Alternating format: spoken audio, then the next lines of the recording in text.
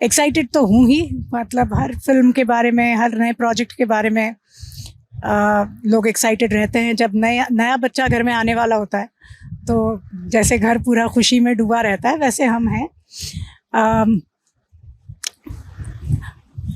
वजह एक बहुत अलग अलग लेवल पे, एक एक्टर हूँ, एक प्रोड्यूसर हूँ, और production has become my new profession now. तो अगर मैं आज डेली फाइल्स नहीं करती तो मैं कोई और फिल्म कर रही होती, तो इसके बाद फिल्में तो कंटिन्यू करूँगी ही। Delhi Files is not the end of my career. हाँ, ये ट्रिलॉजी का एंड ज़रूर है, लेकिन इसके बाद भी हम फिल्में प्रोड्यूस करते रहेंगे और ऐसी एक्साइटमेंट होपफुली मिलती रहेगी हमें।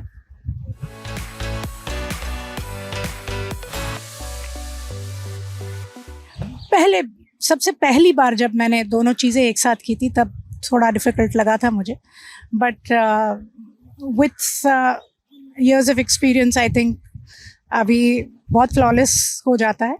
और इतने सालों में चूँकि हम कॉन्स्टेंटली प्रोड्यूस कर रहे हैं, मेरी एक बहुत बहुत अच्छी प्रोडक्शन टीम बन गई है।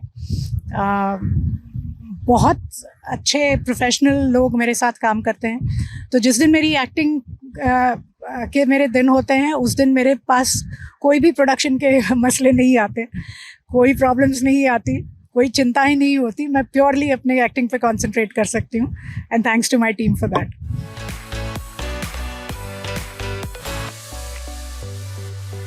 देखिए, मेरे ख्याल से कोई भी इंसान इजी तो नहीं होता। उनको भी मेरे साथ बहुत डिफ़िकल्टी होती है, क्योंकि जब दो अलग अलग फैमिलीज से आप आते हैं, एक ही बंधन है आप दोनों के बीच में कि एक दूसरे के प्रति प्यार और एक दूसरे के प्रति रिस्पेक्ट कहिए, एक दूसरे के प्रति भरोसा कहिए, श्रद्धा कहिए, जो भी है वो विथ स्टेजेस वो इवॉल्व होती जाती है। लेकिन वो एक बंधन होता है जो आपको साथ में रखता है। बाकी झगड़े तो होते ही रहते हैं, he is always difficult, I am always difficult, but yes, on sets Vivek, मैं कहूँगी that he is a very cooperative director. और ऐसे डायरेक्टर अगर एक्टर्स को मिल जाएं तो इसीलिए हमारी फिल्मों में आपने देखा होगा हर एक्टर का परफॉर्मेंस जिस तरह से निकलता है। विवेक का इतना एक अटूट विश्वास अपने एक्टर्स पे डाल देते हैं वो, और पूरा कैरेक्टराइजेशन आपको जिस तरह से करना है उसका पूरा स्कोप देते हैं 100% without meddling. So he is very very easy on the actors on sets.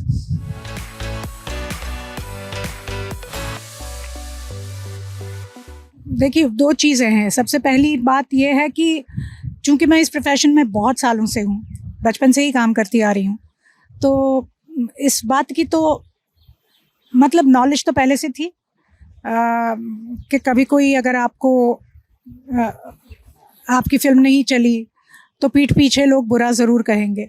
हाँ, सोशल मीडिया के ज़माने में लोग सामने से ही कहने लगे हैं, ठीक है, ये भी एक दौर है। बहुत ज़्यादा अगर आप नेगेटिव कमेंट से अपने आप को अगर स्ट्रेस करने लगते हैं तो आपके हाथों अच्छा काम कभी होता नहीं। तो पॉजिटिव एनर्जी आपके अंदर जो है वही रूल करनी चाहिए, and positive energy will always defeat the negative energy. तो मैं अपनी पॉजिटिवनेस कभी छोड़ती नहीं, और ना मेरे बच्चे छोड़ते हैं और ना विवेक छोड़ते हैं। हम वही करते हैं जो हमें करना है। We don't get bothered, we don't get swayed by whoever is saying whatever, because हमें पता है हम क्या कर रहे हैं।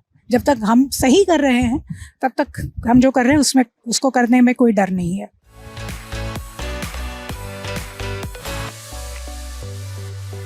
देखिए, बैकलैश वगैरह की बात अभी से करना तो मतलब I don't think it's going to serve any purpose.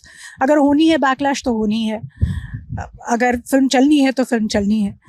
अभी चूँकि हमारी शूटिंग चल रही है, हमारी सबसे पहली प्रायोरिटी ये है कि जो भी स्क्रिप्ट आई है हमारे सामने, रिसर्च हमारे सामने जो आया, उसके बल पे एक बहुत खूबसूरत फिल्म लिखी गई है, उस फिल्म को 100% ऑनेस्टी के साथ हर डिपार्टमेंट पूरा करे, ये फिल्म की शूटिंग ख़त्म हो, इसके बाद हम इसकी मार्केटिंग और फिर स्ट्रैटेजी क्या होनी चाहिए, क्या होगा, ये सब बाद की बातें हैं।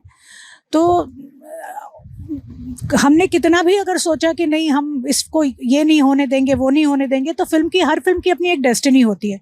इस फिल्म की डेस्टिनी में जो है वो तो होगा ही। हाँ, पर एक बात का सेटिस्फैक्शन हमें हमेशा रहेगा कि हमने अपना काम करने में 1% भी कमी नहीं आने दी। हमने अपना काम ऑनेस्टली किया है, 100% किया है।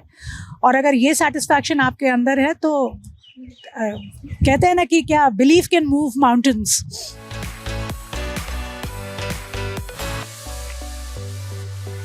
मैं अपने समय को गुड ओल्ड दूरदर्शन डेज कहती हूँ, क्योंकि तब वीकलीज हुआ करते थे, बहुत अच्छे शोज आते थे। We had progressive women.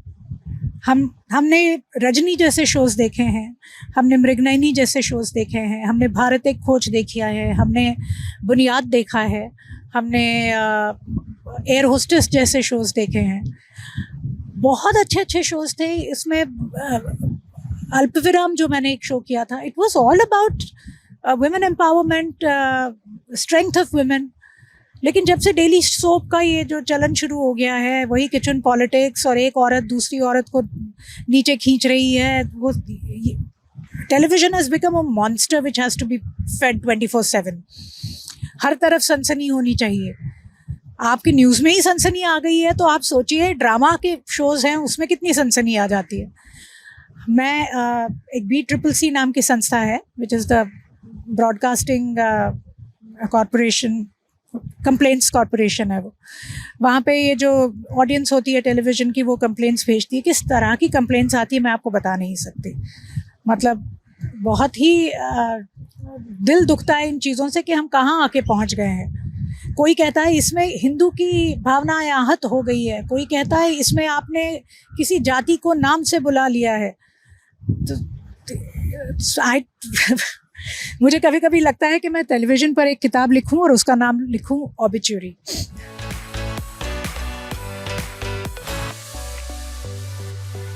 Shyam Benegal was like a father figure to मी।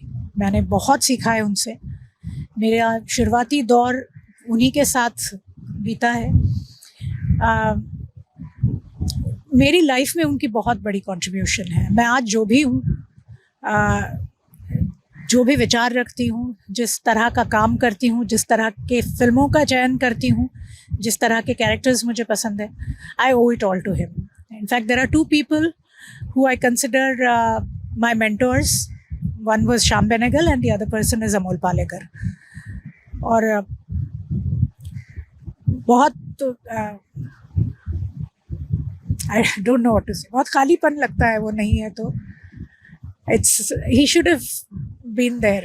बहुत, he still had a lot to give to the industry.